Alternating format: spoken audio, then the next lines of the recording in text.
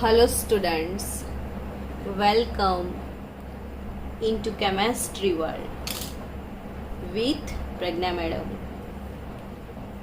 Previous lecture में हमने colligative property वो वाला टॉपिक स्टार्ट किया था। कॉलीगेटिव प्रॉपर्टीज का मतलब था कि भाई such properties of solution which are depends upon the number of particles। उसमें हमने स्टार्ट किया था वेपर प्रेशर। मैंने ऐसा पढ़ाया था आपको कि देर आर 4 कॉलीगेटिव प्रॉपर्टीज। उसमें फर्स्ट था वेपर प्रेशर, सेकेंड था elevation in boiling point, third one depression in freezing point and last one osmotic pressure. One by one हमने पढ़ना शुरू किया था। उसमें वेपर प्रेशर के बारे में पढ़ाया था कि भाई pressure exerted by vapour is nothing but vapour pressure.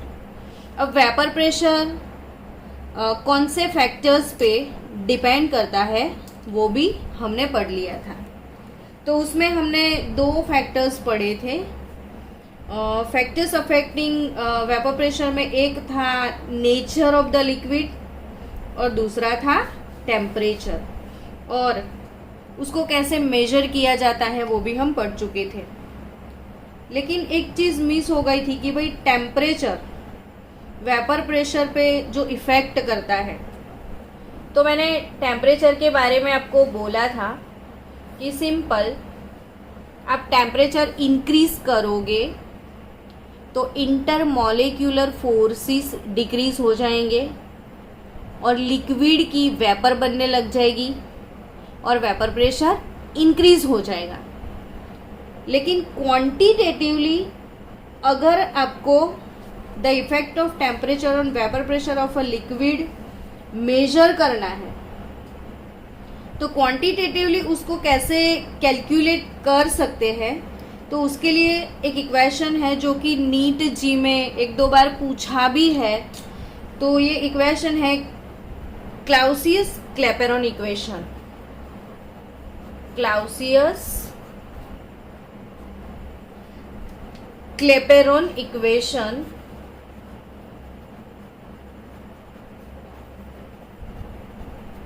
Now Clausius Clapeyron equation क्या है, वो इक्वेशन लर्न करना आपकी टेक्स्ट बुक में नहीं है, बट कॉम्पिटिटिव लेवल पे आप याद रखना। log P2 by P1 that is equal to delta vaporisation enthalpy upon 2.303 R into bracket T2 minus T1 upon T1 T2। तो ये वेपर प्रेशर पे टेम्परेचर इंक्रीज करोगे तो वेपर प्रेशर पे कौन सा इफेक्ट होता है उसको क्वांटिटेटिवली आपको मेजर करना है। तो आप क्लाउसियस क्लैपेरॉन इक्वेशन यूज कर सकते हैं। यहाँ पे P1 और P2 क्या है, तो at T1 temperature vapour pressure P1 and at T2 temperature vapour pressure P2। यहाँ पे ये है वेपराइजेशन एंथैल्पी। तो इतनी चीज़ें अगर हमारे पास है, एंथैल्पी ऑफ वेपराइजेशन है, 2 टेम्परेचर है, डिफरेंट टेम्परेचर पे अगर आपके पास वेपर प्रेशर मेजर किया हुआ है तो आप कैलकुलेट कर सकते हो कि वो कितना इंक्रीज होता है। चलो नेक्स्ट बात करते हैं। अभी हमारा टॉपिक है next Raoult's law for non volatile solute.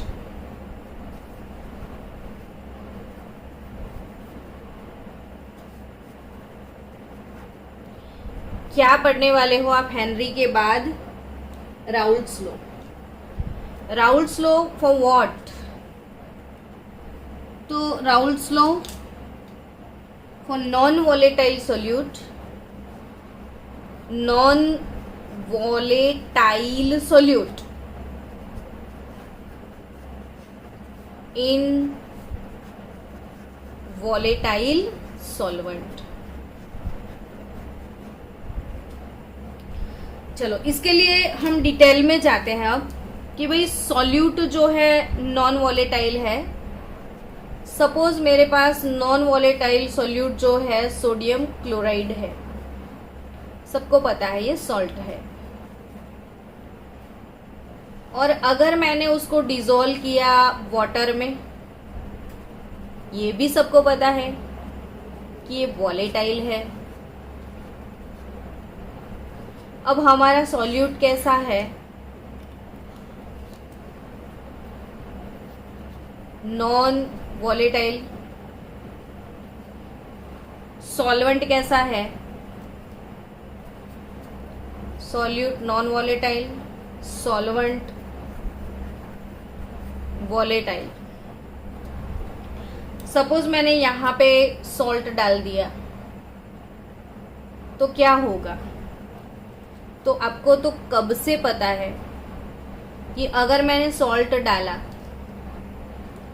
तो सॉल्ट के अंदर जो पार्टिकल है उस पार्टिकल के हाइड्रेशन में सॉल्वेंट मॉलिक्यूल यूज हो जाएंगे। यहाँ पे देखो आप, सॉल्वेंट वाटर है, ये मैंने वाटर ऑक्सीजन, ये छोटे छोटे हाइड्रोजन है मेरे पास। तो यहाँ पे जो सॉल्वेंट के मॉलिक्यूल होते हैं वो पार्टिकल के आसपास ऐसे सॉल्वेशन की फिनोमिना हो जाती है। सॉल्वेंट के जो मॉलिक्यूल होते हैं वो सॉल्यूट के साथ सॉल्वेशन करते हैं। अगर यहाँ पे पानी है तो हाइड्रेशन होगा। तो बट ऑब्वियस है कि यहाँ पे पार्टिकल्स जितने ज्यादा होंगे उतना ही हाइड्रेशन ज्यादा होगा, यानी कि सॉल्वेशन ज्यादा होगा। तो सॉल्वेंट के जो मॉलिक्यूल है वो सॉल्यूट को हाइड्रेशन करने में बिजी हो जाएंगे। ये यहाँ पे बिजी हो गए हैं, ये यूज्ड हो चुके हैं। अब जो यहाँ पे यूज हो गए हैं वो कैसे वेपराइज होंगे? नहीं होंगे ना। तो यहाँ से वेपर कम बनेगी, और जब वेपर कम बनेगी ना तो vapour pressure but obvious decrease हो जाएगा। समझो आप, मैं फिर से समझाती हूँ क्योंकि ये फिजिकल केमिस्ट्री के जो पोर्शन है वो कंसेप्चुअली अगर नहीं पढ़ते हो तो आपको काफी प्रॉब्लम आ सकती है। फिर से आप समझो कि मेरे पास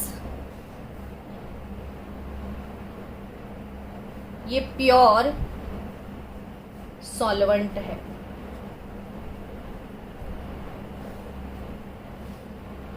और ये सॉल्वेंट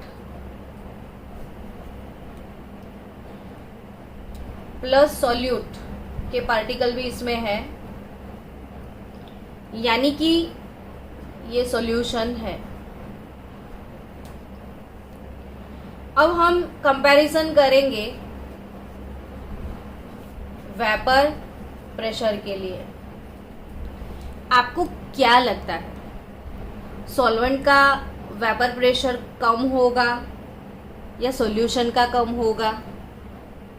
तो अभी अभी मैंने पढ़ाया कि जब सॉल्यूट के पार्टिकल सॉल्वेंट में गिरते हैं तो सॉल्यूट सॉल्वेंट से कवर हो जाता है, सॉल्यूट का पार्टिकल सॉल्वेंट से कवर होता है, जिसको हम हाइड्रेशन या सॉल्वेशन बोलते हैं। तो यहाँ पे जो सॉल्यूट के पार्टिकल है उसके सॉल्वेशन में सॉल्वेंट जो है बिजी हो जाता है, यानी कि अब इतने मॉलिक्यूल कम अवेलेबल है वेपराइज होने के लिए, तो बट ऑब्वियस इसका वेपर कम निकलेगा, तो इसका वेपर प्रेशर भी कम होगा।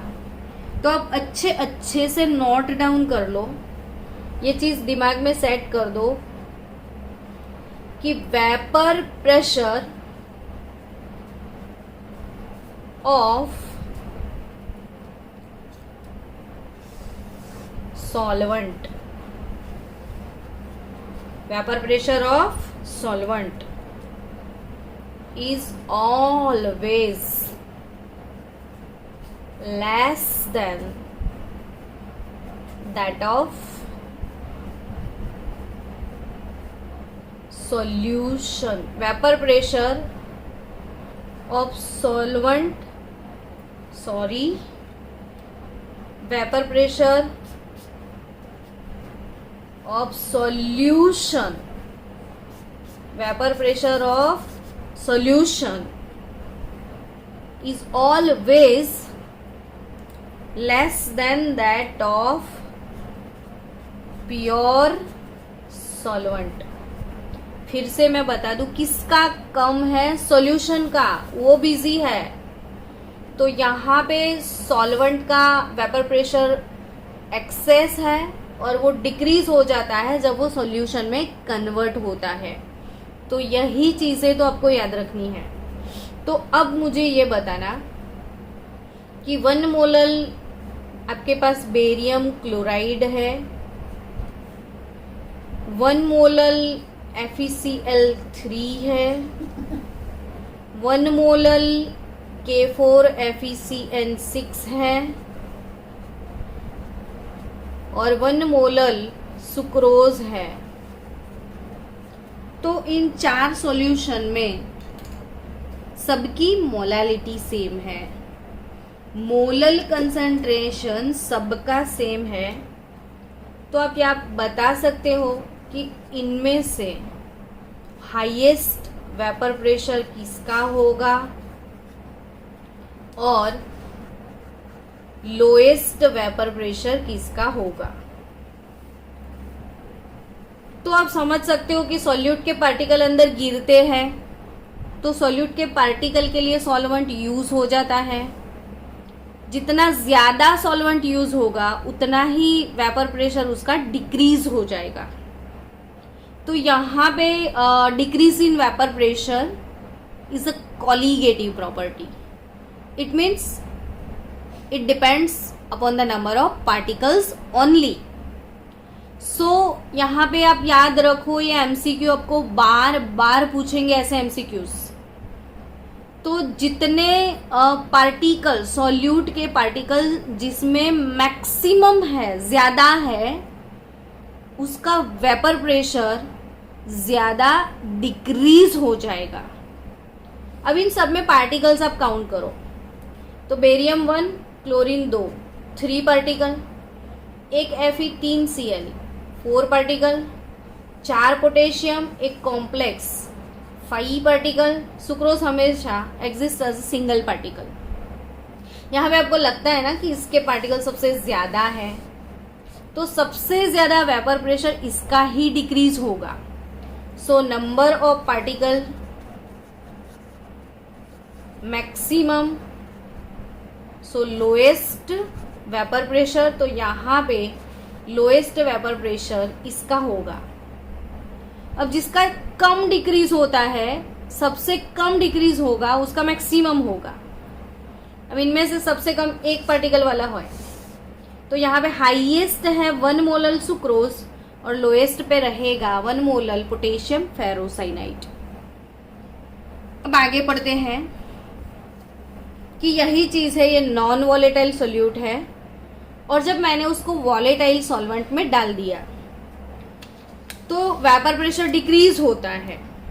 अब क्वेश्चन ये होता है कितना डिक्रीज होता है, कितना डिक्रीज होता है। डिक्रीज तो होता है बट अमाउंट ऑफ डिक्रीज वो कितना, तो उसके लिए एक्सप्लेनेशन दिया है राउल्ट अंकल ने।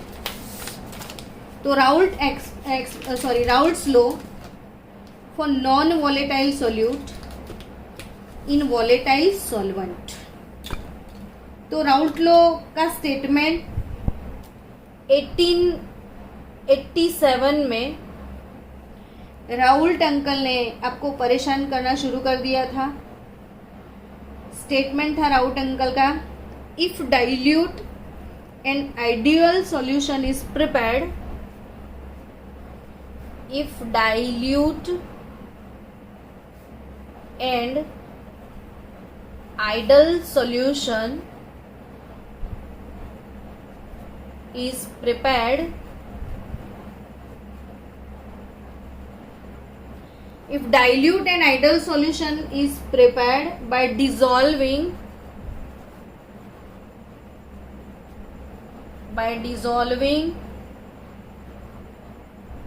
नॉन वॉलेटाइल, जिसका वेपर नहीं बनता है वो नॉन वॉलेटाइल होता है, तो non volatile solute in volatile solvent, non-volatile solute in volatile solvent, then relative lowering of vapor pressure, then relative lowering in vapor pressure,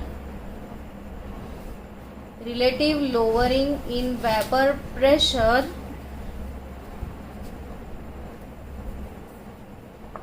of the solution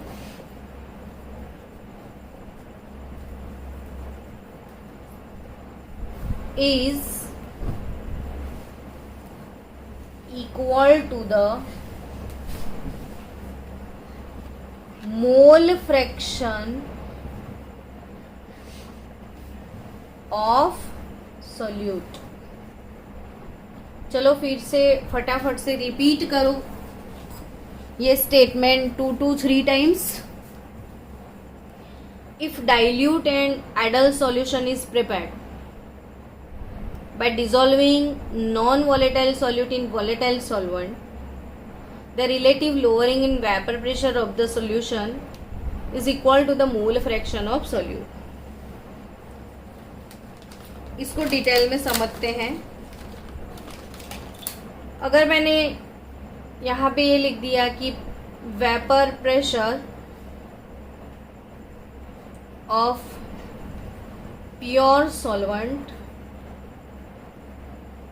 P not, pure solvent जब आता है तो not symbol हम लगाते हैं, and vapour pressure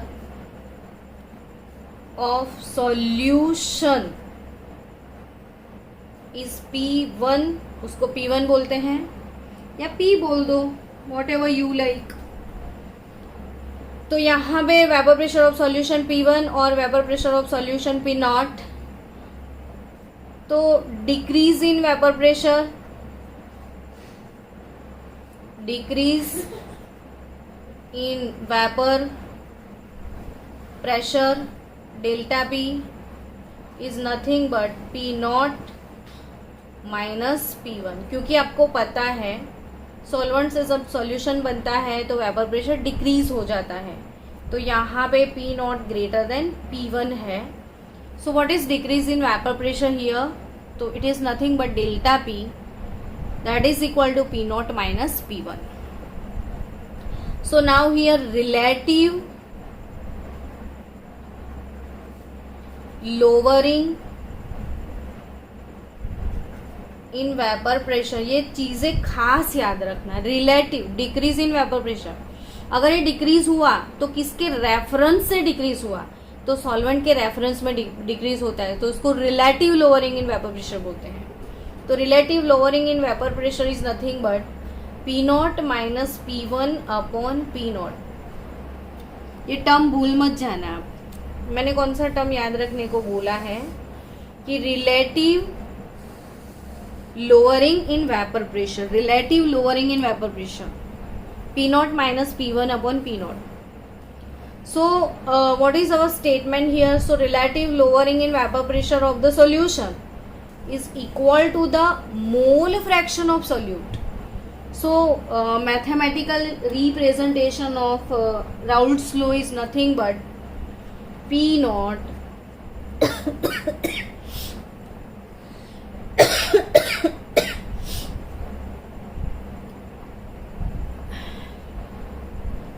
P naught minus P1 upon P naught is equal to mole fraction of solute. हम solute को 2 से लेबल देंगे, तो N2 upon N1 plus N2, as we know that what is mole fraction, तो mole of component upon total mole, तो N2 upon N1 plus N2 it is nothing but X2 equals to X2 यानी कि मोल fraction of solute. अब इसको prove करना है, तो prove कैसे करेंगे? चलो, आपके पास ये सॉल्यूशन है, अभी सॉल्यूशन नहीं है, सॉरी, प्योर सॉल्वेंट है। अब प्योर सॉल्वेंट, उसका vapour pressure P not, pure solvent का वेपर प्रेशर क्या है? P नॉट, और प्योर सॉल्वेंट के मोल फ्रैक्शन क्या है? X1। तो vapour pressure of pure solvent depends upon the mole fraction of solvent, so we can say that here P naught proportional to X1। but एक चीज सोचो, अभी अब आप क्या समझो कि ये जो सॉल्वेंट है वो वॉलेटाइल है और इसमें अपने सॉल्यूट डाला, वो तो नॉन वॉलेटाइल है, इसका वेपर तो बनने वाला ही नहीं है भाई। यहाँ पे सॉल्यूट का वेपर नहीं बनता है स्टूडेंट्स। अब समझो फिर से कि यहाँ पे जो सॉल्वेंट है वो वॉलेटाइल है, मतलब वेपर किससे बनेगी? सिर्फ और सिर्फ सॉल्वेंट से। हमारा जो सॉल्यूट है वो तो वेपर बनाता ही नहीं है, तो अगर वो वेपर ही नहीं बना रहा है तो वेपर प्रेशर में कंट्रीब्यूट क्या करेगा? कुछ भी तो नहीं।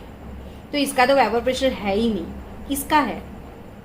तो अब पूरे सॉल्यूशन का जो वेपर प्रेशर है, ये तो इसका तो कुछ वेपर ही, कुछ रोल ही नहीं है। तो पूरे सॉल्यूशन का वेपर प्रेशर किस पे डिपेंड करेगा? तो ओनली सॉल्वेंट पे। यहाँ पे हमारा सॉल्यूट नॉन वॉलेटाइल है, सो vapour pressure of solution is depend upon the mole fraction of solute. Hello students, याद रखो कि भाई vapour pressure of solution P1 is depend upon mole fraction of solvent only, क्योंकि वो तो गरीब है, उसकी कोई वेपर बनने वाली ही नहीं है।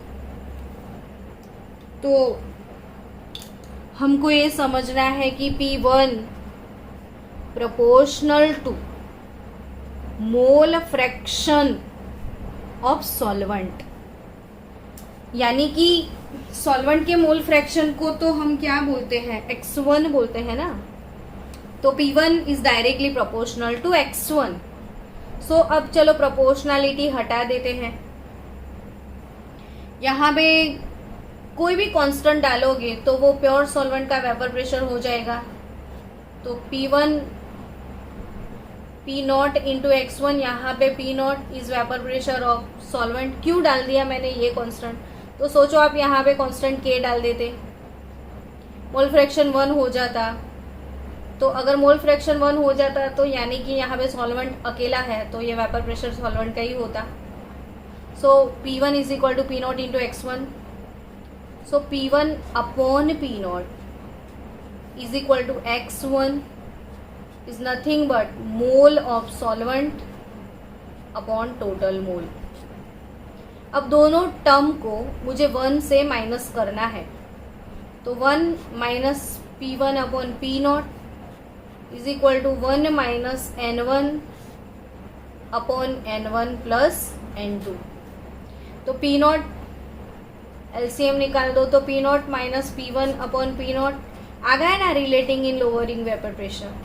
तो ये N1 plus N2 minus N1, so nothing but N2 over N1 plus N2।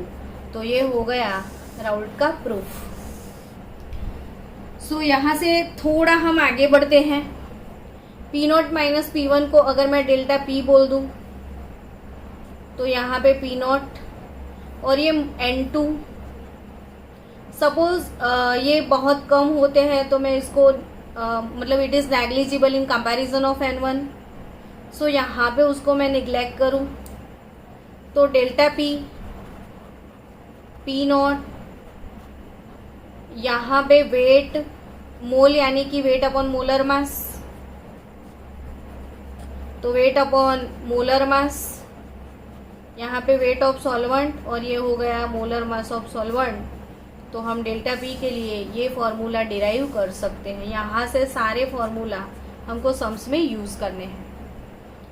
इस फॉर्मूला को यूज़ करके हम कोई अननोन सब्सटेंस का मोलर मास भी निकाल सकते हैं.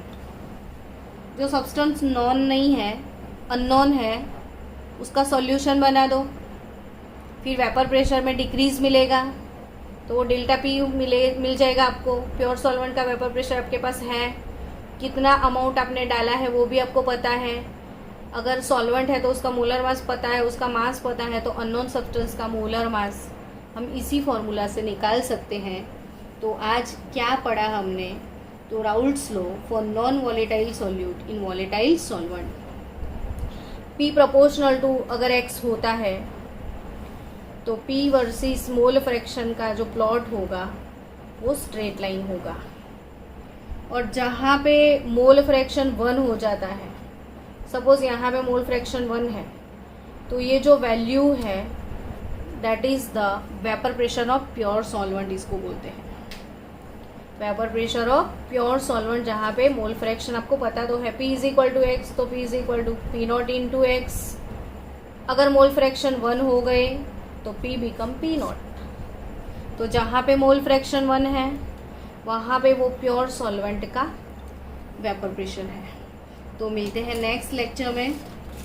Raoult's law for volatile and non volatile solvent. यहाँ पे हेनरी में जो लिमिटेशन हमने पढ़ी थी वही सेम लिमिटेशन राउल्ट्स लॉ के लिए है. This law is applicable to very dilute solution, applicable to ideal solution. It is applicable to solution whose total volume. ये तो ideal solution की बात है. तो जब ideal solution हम पढ़ेंगे तो ये छोटी छोटी चीज़ें हम पूरे डिटेल कंसेप्ट में पढ़ेंगे. तो मिलते हैं नेक्स्ट लेक्चर में और उसके बाद हम सम्स करेंगे.